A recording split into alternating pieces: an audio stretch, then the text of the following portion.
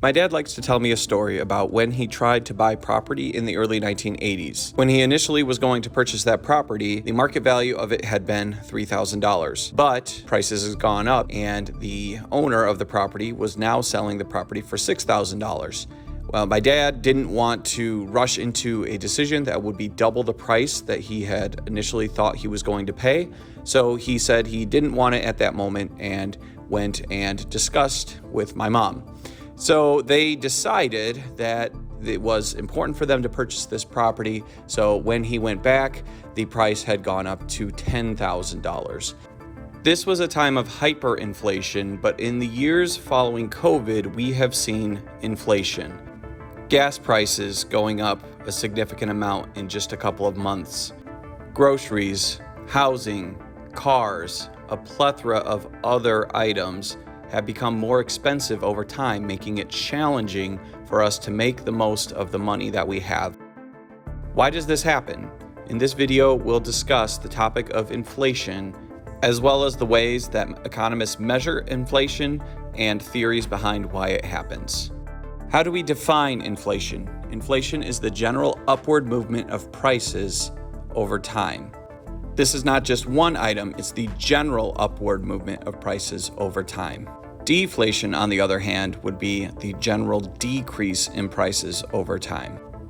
When Monopoly was published in 1935, the cost for the game was $2 in the United States. The retail cost of Monopoly in 2023 is $22, whereas more complex games with lots of high-quality components now easily top $100.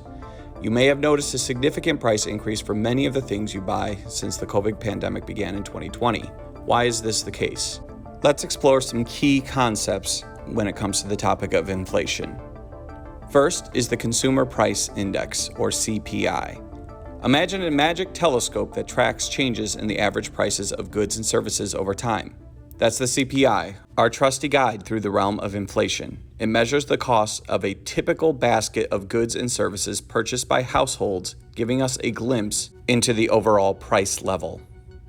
By measuring the changes in CPI over time, we can see how inflation is impacting prices over time. Let's consider different reasons why inflation might happen. 3 theories behind inflation would be demand pull inflation, cost push inflation, and the quantity theory of money. Each of these might be present in any given scenario, and in some situations, like the aftermath of the COVID-19 pandemic, we might see elements of all of them in effect. Demand pull inflation is like a game of tug of war between buyers and sellers. When the demand for goods and services exceeds the supply, prices tend to rise as businesses try to keep up with the frenzied demand. It's like chasing after the last copy of your favorite game before it is gone. Cost push inflation, on the other hand, is like a domino effect. When businesses face increased production costs, such as higher wages or raw material prices, they pass those costs on to consumers by raising prices. It's like a game of economic hot potato, where no one wants to be left holding the bill. The quantity theory of money says that prices are proportional to the amount of money that is in circulation. If a government prints more money, prices go up. It's like a bidding war on power plants and power grid, except everyone is given triple the money they started with. There is still competition for the good, but the final price will inevitably rise.